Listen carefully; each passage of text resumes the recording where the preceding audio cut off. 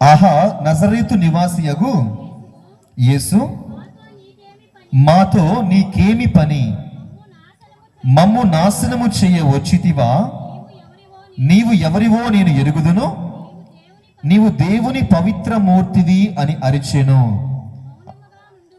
మౌనముగా నుండుము, ఇతని నుండి వెడలి పొమ్ము అని యేసు ఆ దెయ్యమును ఏం చేశాడంట?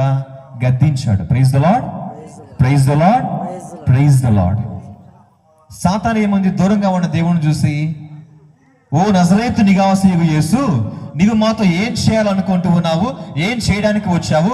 మమ్మల్ని నాశనం చేయాలనుకుంటూ ఉన్నావా అని ప్రశ్నించింది. అవునా కదా? అక్కడేముంది? ప్రశ్నార్థకం ఉందా? ఫుల్ స్టాప్ ఉందా? ప్రశ్నించింది. ఏం చేయాలనుకుంటూ ఉన్నావు మాతో? నీవు దేవుని కుమారుడు మాకు తెలుసు అని అడిగింది. ఇప్పుడు దానికి సమాధానం దేవుడు, నేను దేవుని కుమారుణ్ణి, నాకు శక్తి ఉంది, నేను నిన్ను చంపేయబోతూ ఉన్నా, వీళ్ళ నుంచి బయటకు పంపించేస్తా ఉన్నా అని చెప్పాడా? ఏమన్నాడు యేసు ప్రభు? నోరు మూసుకొని, కొత్త వర్షంలో మంచి పదం ఉంది, ఏంటది? నోరు మూసుకొని ఇక్కడి నుంచి వెళ్ళిపో. దేవుడు సైతానుని గద్దించి చెప్పాడు ఏమని? ఓ సైతాను, నోరు మూసుకొని ఇక్కడి నుంచి నీవు వెళ్ళిపో. నా ఉనికి గురించి కానీ, నాలో ఉన్న దేవుడి గురించి కానీ నువ్వు చెప్పాల్సిన పని లేదు. ఆయనకి ఆ ఆశ కూడా లేదు. మనమేమన్నాం? ఒక ఉదాహరణ చెప్తా.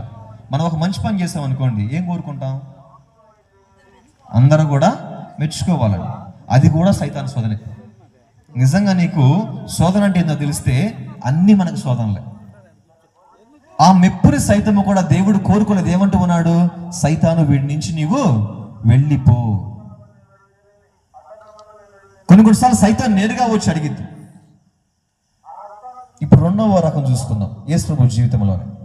రెండోది ఏంటిదంటే పక్కన వాళ్ళ ద్వారా. క్రీస్తు పక్కన ఎవరున్నారు ఎప్పుడు కూడా? శిష్యుల్లో తన అధికారము పొందుకున్న వ్యక్తి ఎవరు? పేతురు గారు. ఆయన ఇచ్చిన శోధన చూసుకుందాం ఒక్కసారి. మత్తయి సువార్త 16వ అధ్యాయం తీయండి. మత్తయి సువార్త 16వ అధ్యాయము 23వ వచనం చదవండి. 16:23.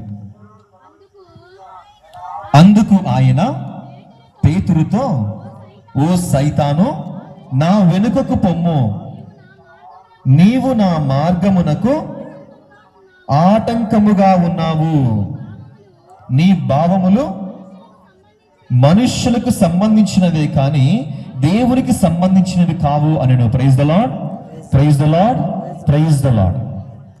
ఇక్కడ శోధన ఎవరి ద్వారా వచ్చింది? పేతురు గారు. అక్కడ ఏం శోధన వచ్చింది చెప్పండి? అక్కడ జరిగిన సందర్భం ఏంటి?